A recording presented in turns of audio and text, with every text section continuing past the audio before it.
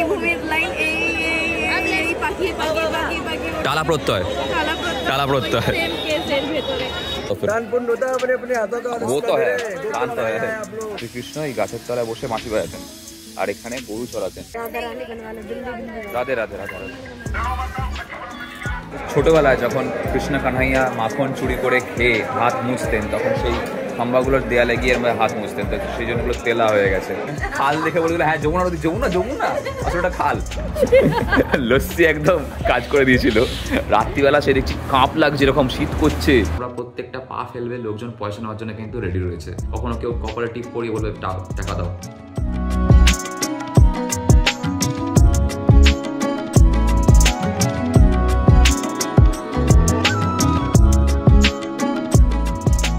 ঘড়িতে বাজে সকাল 8:15 আর হোটেলের ছাদে দেখো ময়ূর ঘুরে বেড়াচ্ছে। সি জানলা দিয়ে বাইরে দেখতে পেয়ে আমি এলাম। ওই দেখো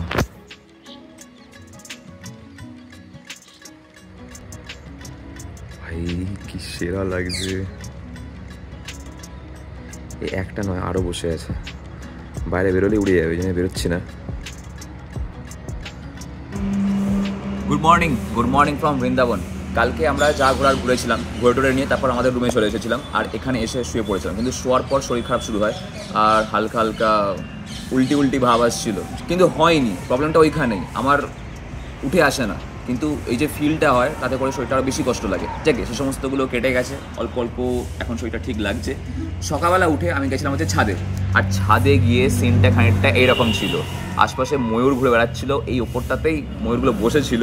এখন ঘড়িতে বাজে হচ্ছে 11:05 হয়ে গেছে মোটামুটি রেডি। এরপর আমরা এখান থেকে খাওয়া দাওয়া সারবো, সেরে নিয়ে আমরা বেরোবো, যাবো হচ্ছে কৃষ্ণের জন্মভূমি। কালকে আমরা যে জায়গাগুলো ঘুরেছিলাম সেখানে কৃষ্ণের ছোটবেলা কেটেছে, মানে ওই গলি দিয়ে হামাগুড়ি দেওয়া বা ওই সমস্ত জায়গায় গোপীদের সঙ্গে রাসলীলা করা বা মাখন চুরি করা, এই সমস্ত কিছু জায়গাগুলো কালকে আমরা দেখেছিলাম। আর আজকে আমরা যাব হচ্ছে কৃষ্ণের জন্মভূমি, যে জায়গাটা এখান থেকে কত কিলোমিটার রে? 8 কিলোমিটার মতো। আর আমরা যাবো হচ্ছে আজকে পাবলিক ট্রান্সপোর্টে, আমাদের বাইক নিচ্ছি না, কারণ আমরা বাইক নিয়ে পুরো ফেঁসে গেছিলাম বলতে পারো। এখান থেকে আমরা টোটো বা অটো টিচারটা ধরবো, ধরে এখান থেকে যাবো হচ্ছে 8 কিলোমিটার গিয়ে আমরা ওখানে যা কিছু দেখবো তোমাদের সঙ্গে সেগুলো শেয়ার করবো। তার আগে এখন করবো হচ্ছে আজকে সকালের ব্রেকফাস্ট। আমরা যে লস্যিটা খেয়েছিলাম বেলার দিকে, সেই লস্যিটা খুব একটা ভালো ছিল না। দ্বিতীয়ত আমরা সারাদিন সেরকম জল খাইনি, এই জল না খাওয়ার জন্য শরীরটা একটু বিগড়ে গেছিলো। আর এই হচ্ছে আমাদের সকালের আজকের ব্রেকফাস্ট। আমরা নিয়েছি একদম প্লেন খাবার। লস্যি একদম কাজ করে দিয়েছিল। রাত্রিবেলা সে দেখছি কাঁপ লাগছে, এরকম শীত করছে। তখন আমি বসেছি এডিট করতে।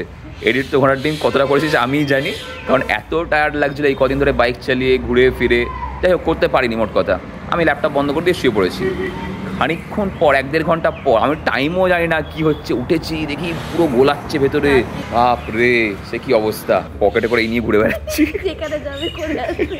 কখন দরকার লেগে যায় বলে না। খাওয়া দাওয়া সারবো, সেটা নিয়ে আমরা এখান থেকে অটো করে যাবো। চল খেয়ে নে।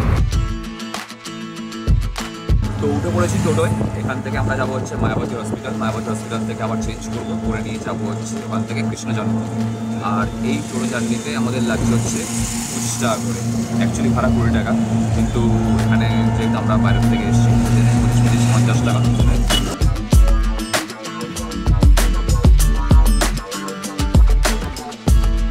তো মায়াবতী হসপিটালের সামনে থেকে আমরা এই টোটোটা নিয়েছিলাম। টোটোয় করে এসে নামলাম হচ্ছে জন্মভূমির গেটের সামনে, ওই যে গেট ওইখানে। এই টোটোয় আমাদের লাগলো হচ্ছে 30 টাকা করে, 60 টাকা।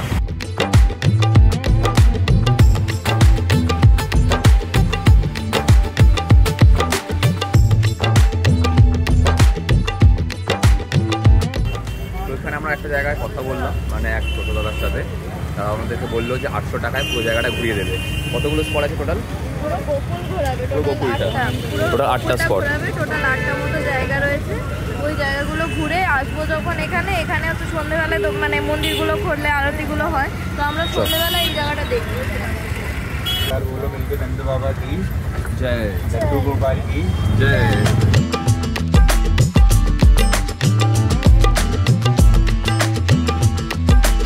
वो जा रहे थे टोकरी में, तो आंधी तूफान बारिश हो रही थी। तो यमुना जी नदी में भगवान ने एक पैर नीचे करा, तो यमुना जी ने चरण छुए उनके, तब रास्ता दिया उन्होंने।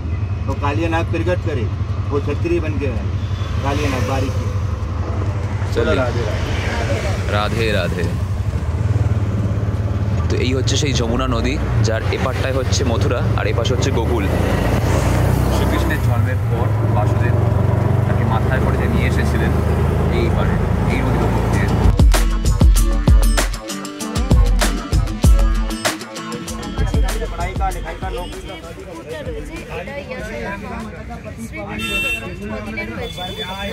ওর কাপড়গুলো এখানে ধুয়েছিল।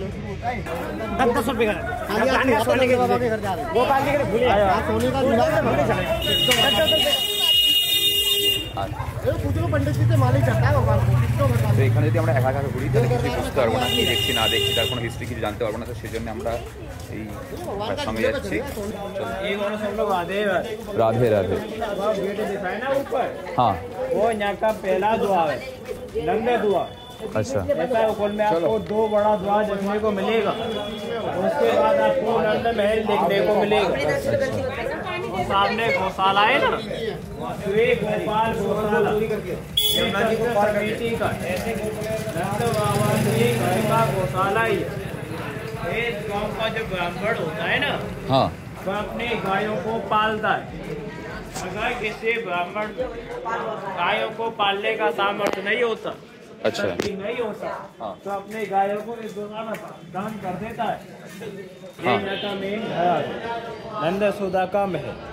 आप दिन में दर्शन करने जाओगे ना, अब और क्या लुकाव मिलेगा, मंदिर लिखे हुए मिलेंगे। उकुल में आए, उकुल में मंदिर नहीं है, उकुल में क्या है घर।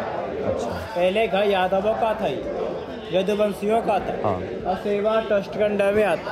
अच्छा ट्रस्ट मैनेजमेंट का घर तो नंद बाबा की जय।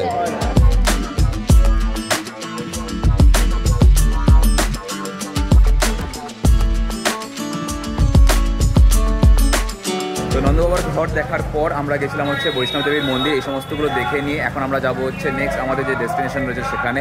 আমরা আবার অটোর কাছে যাচ্ছি, অটোয় করে আমরা নেক্সট লোকেশনে পৌঁছে যাব। আর এখানে আমরা যে গাইড ধরেছিলাম, মানে যে ব্রাহ্মণ গাইড আমাদের ছিলেন, উনি নিলেন হচ্ছে 201 টাকা। 201 টাকা আমাদেরকে এই জায়গাটা ঘোরালেন।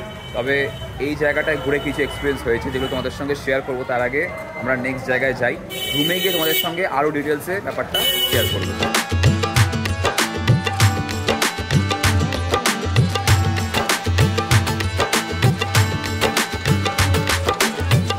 অটোয় করে এসে এখন আমরা রয়েছি রামানরতিতে। আর এখানে কত হরিণ দেখো, একটা শিংগুলো কত লম্বা, প্রায় 1.5 ফুট করে হবে।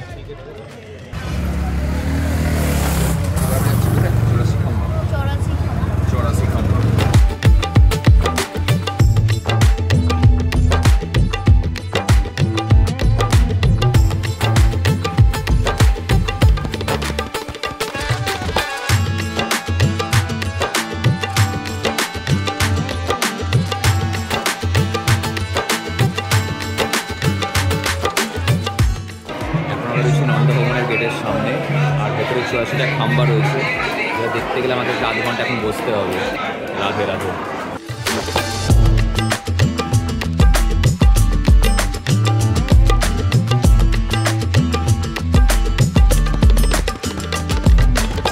তো নন্দভবনের পাশে যে 84 খাম্বা গৃহ রয়েছে, সেখানে 84টা খাম্বা রয়েছে। আর সেই খাম্বাগুলোর দেয়ালের গাগুলো এতটাই তেলা, এখানে পণ্ডিতজি বলছিলেন যে ছোটোবেলায় যখন কৃষ্ণ কানহাইয়া মাখন চুরি করে খেয়ে হাত মুছতেন, তখন সেই খাম্বাগুলোর দেয়ালে গিয়ে আমরা হাত মুছতেন, তো সেই জন্য ওগুলো তেলা হয়ে গেছে।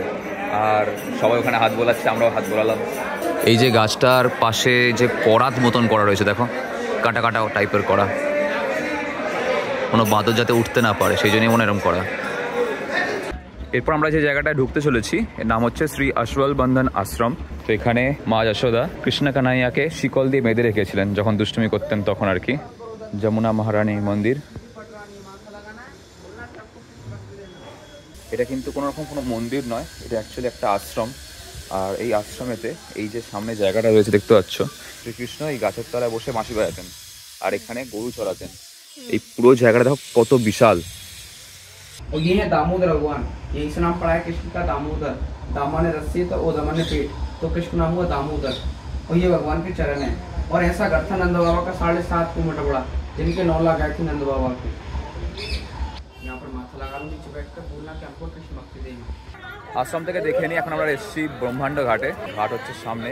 জুতো আমরা আবারও অটোর মধ্যে খুলে রেখে দিয়ে এসেছি, আর ভেতরের জায়গাটা খানিকটা এরকম, এপাশে কিছু দোকান পাশারি রয়েছে যেখানে খাবার দাবার, জামা কাপড়, ধুতি, পাঞ্জাবি, কুর্তা সমস্ত কিছু পাওয়া যাচ্ছে। অ্যাকচুয়ালি এখানে ভগবান শ্রীকৃষ্ণ হ্যাঁ খেয়ে নিয়েছিল।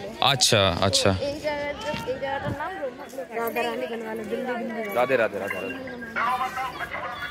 এখানে টিপ পরিয়ে দেবে, তুমি না চাইতেও তোমাকে জোর করে টিপ পরিয়ে দেবে, দিয়ে দাও পয়সা দাও। राधे राधे। ये क्या है दादा? आटे का गोली? हाँ जी, इसका दे रहे ले जा, कछुआ मछली खाते आटे गोली दे रहे। अच्छा एक बार देख के आता हूँ फिर। दान पुण्य होता है अपने अपने हाथों का। वो तो है, दान तो है। आप लोग তো এগুলো আমি ভাবলাম যে দূর থেকে হজনিগুলি টাইপের কিছু একটা হবে, কিন্তু তারপর কাছে এসে জানতে পারলাম যে না, এটা হজনিগুলি না, এটা হচ্ছে আটাগুলি, এটা মাছ কচ্ছপের থেকে খাওয়ানোর জন্য। আর ভেতরে ভিড় তো রয়েছে ভাই হালকা ফুলকা। চলো ঘাটের সামনেটা যাই।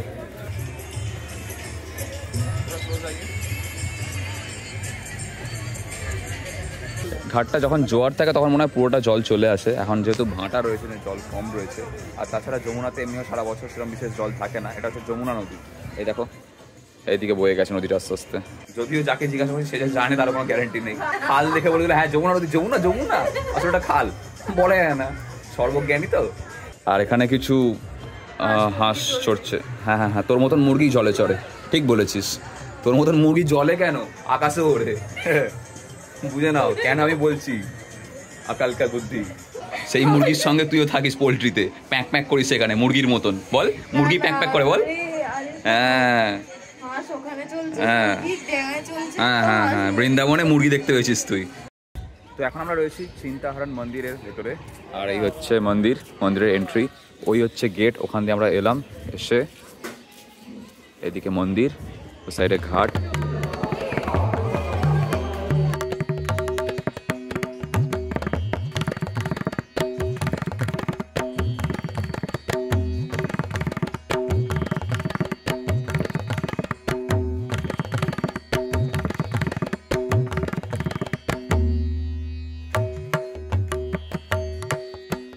আমরা একটা করে জায়গা দেখছি, আবার অটো উঠছি, আবার যাচ্ছি, আবার একটা জায়গা দেখছি, এবং ব্যাক টু ব্যাক একটার পর একটা জায়গা দেখছি। এরপর থেকে আর অটো অ্যালাউড নয়, তো আমরা এখান থেকে অটো ছেড়ে দিয়েছি। আর এদিক দিয়ে আমরা সোজা এখন যাবো হচ্ছে দ্বারকাধীশ। দ্বারকাধীশ এখান থেকে প্রায় 1 किलोमीटर। अच्छा ये कितने का है? ये 220 का। 220। फर्क क्या है दोनों में? क्वालिटी का फर्क है, टू का है टॉप पे। ये भी 500 ग्राम, 500 ग्राम, ये भी 500 ग्राम, वो भी 500 ग्राम। এটার দাম কত? 220। 220। আর ওটার দাম কত? কত 100 কত? ये कितने बोले? ये 140 का। 140। তো পেট খারাপ করেছে বলে আমরা একদম হাই বাজেটের ডায়েট করছি। আর এই হচ্ছে স্ট্রবেরি, বড় লোকের ফল গাইস।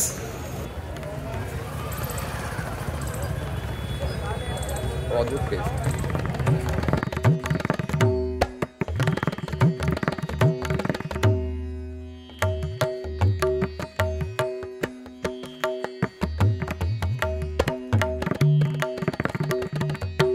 বিশ্রাম ঘাট দেখে নিয়ে আমরা মন্দির দর্শন করব। এখানে সামনে জোয়ার চলছে এখন। এতক্ষণ পর্যন্ত আমরা যেখানে যেখানে যমুনা দেখেছিলাম সব ভাঁটা ছিল, আর এখন দেখো জোয়ার এসছে নদীতে, কতটা জল।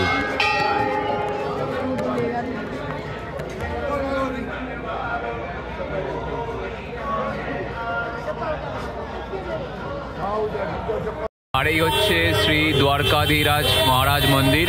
সামনে প্রচণ্ড ক্রাউড, অবস্থা দেখো।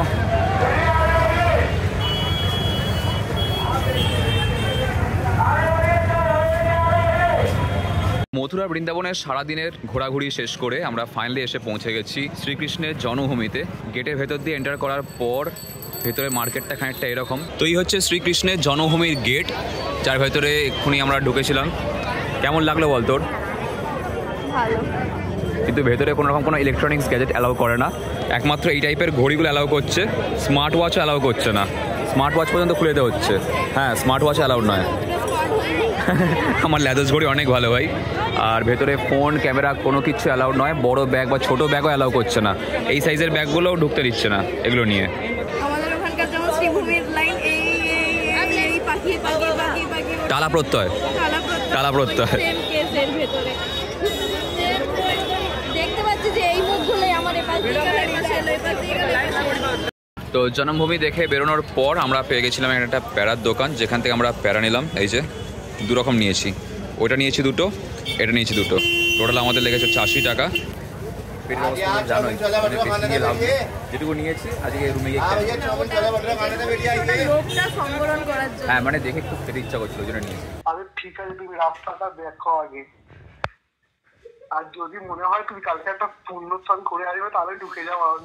এখানে ম্যাপ দেখছি, রাস্তা সেট করছি, সৌম্য রয়েছে লাইনে, আর এদিকে ব্লগ এডিট করার কাজ চলছে। এখানে রাস্তা কোন দিক দিয়ে যাবো না যাবো, কারণ তোমরা তো জানোই যে চারিদিকে রোড ক্লোজার চলছে। এই যে এখানে পুরো রাস্তা বন্ধ হয়ে পড়ে রয়েছে। তো বন্ধু এখন ঘড়িতে বাজে হচ্ছে 11:20, রুমে চলে এসেছি, প্রায় 3 ঘন্টার উপর হয়ে গেছে। আর এখন তোমাদের সঙ্গে কিছু কথা শেয়ার করব যেগুলো আমার এখানে এসে পার্সোনালি মনে হলো।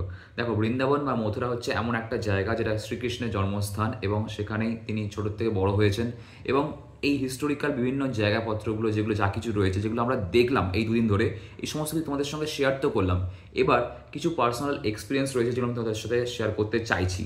যার মধ্যে নাম্বার 1 হচ্ছে, তোমরা যদি এখানে আসো তাহলে অবশ্যই কিন্তু সমস্ত কিছু তোমাদেরকে বার্গেনিং করতে হবে। মানে তোমরা সামান্য অটো রিক্সাতে ওঠো বা টোটোয় করে ওঠো বা কোনো কিছু কিনতে যাও, খেতে যাও, যাই করো না কেন সব কিছু তোমাদেরকে বার্গেনিং করতে হবে। এই যেমন ধরো আমরা আজকে যে গাইড নিয়ে ঘুরেছি, গাইড নিয়ে ঘোরার কিছু কারণ রয়েছে। প্রথমত কারণ হচ্ছে, আমরা যদি নিজেরা নিজেদের মতন ঘুরি তাহলে জাস্ট চোখের দেখা হবে। আমি এর আগে যখন এসেছিলাম তখন ক্লাস 11-এ পড়তাম, অতটা কিছু মনে নেই যে আমি কী দেখেছিলাম না দেখেছিলাম। তো ভালোভাবে জানতে গেলে, বুঝতে গেলে তোমাদেরকে গাইড তো নিতে হবে।